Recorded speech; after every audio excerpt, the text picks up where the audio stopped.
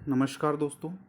Unit 9 के प्रश्नों को 76 प्रश्न से हम आज शुरू कर रहे हैं। निम्नलिखित में से किस संस्था के द्वारा एआई फॉर एक्सीलेंस सेंटर की स्थापना की गई? ठीक है, एआई फॉर एक्सीलेंस सेंटर आप जानते हैं, नाम से ही स्पष्ट है कि अगर आर्टिफिशियल इंटेलिजेंस से रिलेटेड कोई सेंटर स्थापित हो रहा है तो वो centre for artificial intelligence and research जो केयर है, ये हमारे भारत का सबसे प्रमुख एआई से संबंधित संस्थान है और इसकी स्थापना 1986 को बेंगलोर में की गई थी। ठीक है, तो आर्टिफिशियल इंटेलिजेंस से रिलेटेड जो भी गतिविधियां भारत में हो रही होगी वो केयर के अंतर्गत हो रही होगी। ठीक है, कंप्यूटर के दो भागों को या कंप्यूटर के भागों को जोड़ने वाला मुख्य सर्किट बोर्ड, ठीक है, एमसीबी, मुख्य सर्किट बोर्ड जो होता है वह कौन सा होता है? तो मदरबोर्ड होता है।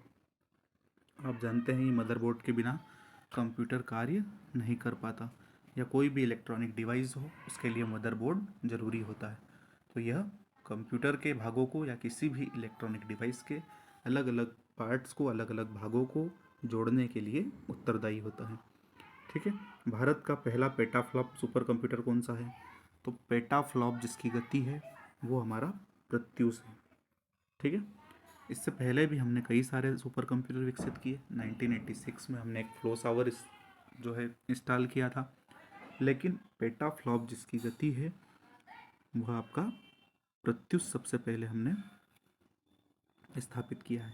ठीक है, इसकी अगर हम स्थापना की बात करें, ये कहाँ पर यूज़ हो रहा है? तो भारतीय उष्णकटिबंधीय मौसम विज्ञान संस्थान पुणे में जो है वहाँ पर प्रत्युष यूज़ हो रहा है। ठीक है, डीएनए पर आधारित रोबोट्स क्या कहलाते हैं? तो डीएनए पर जो आधारित रोबोट्स होते हैं वो आपके जेनोबोट्स कहलाते हैं। ठीक है, इसको आप ऐसे भी याद रख सकते हैं कि डीएनए का अध्ययन करना मतलब जेनेटिक्स का अध्ययन करना, और रोबोट्स तो बोट्स तो है ही आखिरी में, तो जोनोबोट्स जो है वो आपका डीएनए पर आधारित रोबोट्स कहलाते हैं। एफएम का आवृत्ति परास क्या है? अगर आप किसी बड़े शहर में रह रहे होंगे तो आपको पता होगा कि एफएम जो होता है वह 88 से लेकर के 108 मेगाहर्ट्ज़ तक चलता है। ठीक है, जिसमें आपका 93.5 हो गया, 88 हो गया, फिर आप जो 94 रेड एफएम सुनते हैं, है ना, तो जो भी एफएम की आवृत्ति परास है वो 88 से लेकर के 108 तक मानी जाती है। अगर आप इससे आगे पीछे सरकाएंगे उसको तो आवृत्ति परास आपका घर की आवाज़ आने लग जाएगी, उसमें किसी भी प्रकार का चैनल आपका नहीं चलेगा। जो भी चैनल चलेंगे वो इसी बीच में चल रहे होंगे। ठीक है, आ गई बात समझ में? निम्नलिखित में से कौन सा नेपाल तथा मॉरिशस में सेवा देने वाली पहली दूरसंचार कंपनी है? ठीक है, नेपाल और मॉरिशस में सेवा देने वाली पहली दूरसंचार कंपनी जो है वह मेट्रोपोलियन नेटवर्क लिमिटेड, ठीक है, MTNL। नेपाल और मॉरिशस में कौन सी सेवाएं देती है? MTNL, metropolitan network limited. समान प्रोटोकॉल के नेटवर्क को जोड़ने के लिए निम्नलिखित में से किसका उपयोग किया जाता है? तो समान प्रोटोकॉल के नेटवर्क को जोड़ने के लिए आपके स्विच का यूज़ किया जाता है। ठीक है, तो इसका प्रश्न आपको ध्यान रखना है। स्विच क्या होता है? तो स्विच एक डेटा लिंक डिवाइस होता है जो क्या करता है, बफर और डिज़ाइन के साथ मल्टीपल पूल स्थापित करने का काम करता है। ठीक है, मतलब जितना भी हार्डवेयर और सॉफ्टवेयर का जो इंटीग्रेशन होता है, ठीक है, जो नेटवर्क के साथ संचालित होता है उसको स्विच के साथ जोड़ा जाता है। आप इसको ऐसे ध्यान रखिए कि हमारे घर के जो उपकरण होते हैं या जो भी हमारे इलेक्ट्रिक डिवाइसेस होते हैं उसको हम एक स्विच के सहायता से जोड़ते हैं। तो नेटवर्क भी क्या होता है, समान प्रकार के प्रोटोकॉल को स्विच के माध्यम से जोड़ने का कार्य करता है। ठीक है, निम्नलिखित में से कौन सा द्वेषपूर्ण प्रोग्राम स्वचालित रूप से प्रतिकृति योग्य नहीं है? ठीक है, तो ऐसा कौन सा द्वेषपूर्ण प्रोग्राम जो स्वचालित रूप से प्रतिकृति के योग्य नहीं होता? तो ये एंटीवायरस होगा जो आपका ट्रोजन हॉर्स है। डायरेक्ट एंटीवायरस नहीं दिया गया है लेकिन एंटीवायरस का एक प्रकार दे दिया गया है, उदाहरण दे दिया गया है, तो आप इसको ट्रोजन हॉर्स के रूप में ध्यान रखिए। दो कंप्यूटर नेटवर्क के बीच डेटा पैकेट को स्थानांतरित करने के लिए किसका प्रयोग किया जाता है? तो अब दो कंप्यूटर नेटवर्क्स के बीच में डाटा पैकेट को अगर आपको ट्रांसफ़र करना है तो आप राउटर का यूज़ करते हैं। ठीक है, क्योंकि आप देखते हैं कि जब आपके यहाँ आप वाईफाई लगवाते हैं या कंप्यूटर में किसी प्रकार का आप डिवाइस इंस्टॉल करवाते हैं तो उसके लिए राइटर की आवश्यकता होती है, राउटर की आवश्यकता होती है, क्योंकि राउटर क्या करता है, एक नेटवर्क जहाँ से डाटा को ट्रांसफ़र किया जा रहा है उससे जहाँ पर डाटा को एक्सेप्ट करना है, रिसीव करना है, उसके बीच में एक लिंक स्थापित करने का काम क्या करता है, राउटर करता है। ठीक है, निम्नलिखित में से कौन सा प्रोटोकॉल का एक उदाहरण नहीं है ना, तो कौन सा प्रोटोकॉल का उदाहरण नहीं है, SSH, SMTP, ASP और ARP। तो इसमें से जो ASP जो है ये आपका प्रोटोकॉल का उदाहरण नहीं है, बाकी SSH और ये सभी जो है ये आपके simple mail transfer protocol, automatic response protocol, जबकि ASP जो है एक्टिव सर्वर पेज जो है ये आपका एक प्रकार का प्रोटोकॉल का टाइप नहीं होगा। ठीक है, स्नैपचैट को मूलतः किस नाम से लॉन्च किया गया, तो स्नैपचैट को जो है बेसिकली आपका पिकाबू के नाम से लॉन्च किया गया है ना, ये एक फैक्चुअल इन्फॉर्मेशन है। साइबर बुलिंग क्या है, तो बुलिंग का मतलब चिढ़ाना होता है या परेशान करना होता है ना, तो इसके सेंस से भी आप अपना उत्तर निकाल सकते हैं। साइबर अपराधों द्वारा इंटरनेट उपयोगकर्ताओं से चैटिंग के दौरान गोपनीय जानकारी हासिल करना, तो ये तो स्पूफिंग होता है, गलत बात। इंटरनेट पर किसी व्यक्ति के लिए किए गए अपशब्द, ये पैचिंग कहलाता है, ये भी गलत।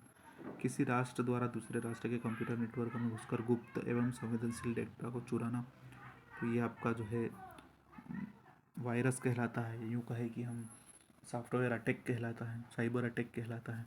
लेकिन अभद्र और अश्लील भाषा, चित्रों और ध्वनियों से इंटरनेट पर किसी को परेशान करना जो है वह साइबर बुलिंग कहलाता है। कहते हैं ना, बुलाए कर रहे हैं मतलब परेशान कर रहे हैं, चिढ़ा रहे हैं।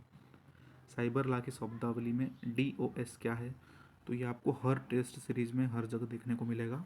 साइबर लॉ की शब्दावली में डिनायल ऑफ सर्विस जो होता है इसको हम DOS कहते हैं।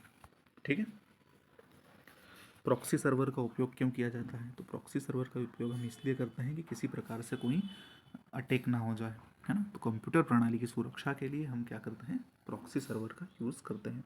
तो अनधिकृत उपयोगकर्ता के खिलाफ सुरक्षा प्रदान करने के लिए इसका प्रयोग किया जाता है, तो ए सही हो। कौन सी भाषा कृत्रिम बुद्धिमत्ता के लिए प्रयुक्त है, तो कृत्रिम बुद्धिमत्ता के लिए, आर्टिफिशियल इंटेलिजेंस के लिए आप प्रोलॉग नाम की भाषा का यूज़ करते हैं। ठीक है, प्रोग्रामिंग लैंग्वेज। क्रिप्टोग्राफी से क्या तात्पर्य है, तो क्रिप्टोग्राफी आप कहते हैं ना इनक्रिप्शन, डिस्क्रिप्शन, तो ये जो है क्रिप्टोग्राफी से रिलेटेड शब्द है। इसका मतलब होता है कि डाटा को गुप्त कोड में बदलकर भेजना या प्राप्त करना। जैसे आप व्हाट्सअप, फेसबुक आदि पर जो चैटिंग करते हैं, तो इसमें आपका जो डाटा होता है या जो आप लिख रहे होते हैं उसको एक कोड के द्वारा भेजा जाता है और वहाँ पर फिर डिकोड कर लिया जाता है। ठीक है, तो ये आपकी क्रिप्टोग्राफी कहलाती है। क्रिप्टो करेंसी भी यही है ना, तो आप इसको ध्यान रखिए। फ्लिपकार्ट, अमेजन और ईबे जो है किस वर्ष से संबंधित है, तो ये जो है बिजनेस कंपनीज है जो कंज्यूमर को अपनी सेवाएं प्रदान करती है, तो बिजनेस टू कंज्यूमर टाइप का उदाहरण है। ठीक है, फ्लिपकार्ट, अमेजन और ईबे जो है बिजनेस टू कंज्यूमर का उदाहरण है। ठीक है, यूरोपीय संघ के पहले आर्टिफिशियल कार्यक्रम का नाम क्या था, तो यूरोपीय यूनियन का जो पहला AI कार्यक्रम था उसको एस्प्रिट के नाम से जाना जाता है। ठीक है, LB जो है वो ब्रिटेन का है, तो ब्रिटेन का जो पहला AI प्रोग्राम था उसको LB कहते हैं, और यूरोपीय यूनियन के आर्टिफिशियल इंटेलिजेंस प्रोग्राम को एस्प्रिट के नाम से जाना जाता है। ठीक है, अब एक एंटीवायरस कौन सा है, तो आपको बताना है कि उपरोक्त ऑप्शंस में से एंटीवायरस का उदाहरण कौन सा है, तो application, program code, computer software या कंपनी नेम। तो प्रोग्राम का जो एक कोड होता है वो आपका एंटीवायरस होता है। ठीक है, और वायरस जो होता है वो एक प्रकार का प्रोग्राम होता है, एक प्रकार का दूषित प्रोग्राम होता है जो आपकी कंप्यूटर प्रणाली को दूषित कर सकता है या उसको हैक कर देता है, उसको नुकसान पहुंचा देता है। तो एंटीवायरस जो होता है प्रोग्राम का कोड होता है। ठीक है, एंटीवायरस सॉफ्टवेयर किस प्रकार का सॉफ्टवेयर है, तो एंटीवायरस सॉफ्टवेयर जो है एक प्रकार का यूटिलिटी सॉफ्टवेयर होता है। ठीक है, जिसको यूज़र कहीं भी यूज़ कर सकता है ना। निम्नलिखित में से कौन सा एक एंटीवायरस सॉफ्टवेयर नहीं है, ठीक है, तो आपको कुछ एंटीवायरस के नाम याद रखना है जो खूब प्रचलन में रहते हैं। तो क्विक हिल है, कैस्पर स्काई ये भी है, नॉर्टॉन भी है, लेकिन पाइथन जो है ये एक प्रकार की लैंग्वेज है। ठीक है, ये एक प्रकार की हाई लेवल लैंग्वेज है, न कि ये एंटीवायरस हैं, इसलिए इसका उत्तर जो है आपका डी होगा। ठीक है। कंप्यूटर एंटीवायरस का उदाहरण कौन सा है? मैकेफी, नॉर्टन एंटीवायरस, पांडा, तो ये सभी जो है कंप्यूटर एंटीवायरस के एग्जाम्पल है। ठीक है। कंप्यूटर एंटीवायरस का दूसरा नाम क्या है? तो वॉर्म, वैक्सीन, ट्रोजन हॉर्स और स्पैम। तो जो ट्रोजन हॉर्स है ये एक प्रकार का आपका एंटीवायरस होता है ना, एंटीवायरस प्रोग्राम होता है। वॉर्म जो होता है ये एक प्रकार का वायरस होता है, और स्पैम एक तरह से जो होता है वह साइबर अटैक होता है। तो वैक्सीन जो है ये कंप्यूटर एंटीवायरस का एक प्रकार का दूसरा नाम है। वैक्सीनेशन, जैसे हमारे शरीर में वैक्सीनेशन हो जाता है तो फिर कोई दूषित प्रणाली हमको अटैक नहीं करती है या किसी प्रकार की बीमारी हमको नहीं होती है। तो कंप्यूटर में इसी प्रकार की वैक्सीन लगाई जाती है, इसको हम एंटीवायरस कहते हैं। मतलब आपने एंटीवायरस अगर इंस्टॉल कर लिया है तो वायरस आपके कंप्यूटर पर अटैक नहीं करेगा। ठीक है। WWWC मतलब W3C का विस्तृत रूप क्या है? तो वर्ल्ड वाइड वेब कंसोर्टियम जो है इसका फुल फॉर्म है ना। वर्ल्ड वाइड वेब कंसोर्टियम जो आपको ए में दिख रहा है। पहला वेब ब्राउज़र कब बनाया गया? तो पहला वेब ब्राउज़र जो है 1990 में बनाया गया, 1990 में पहला वेब ब्राउज़र अस्तित्व में आया। ठीक है। Thank you.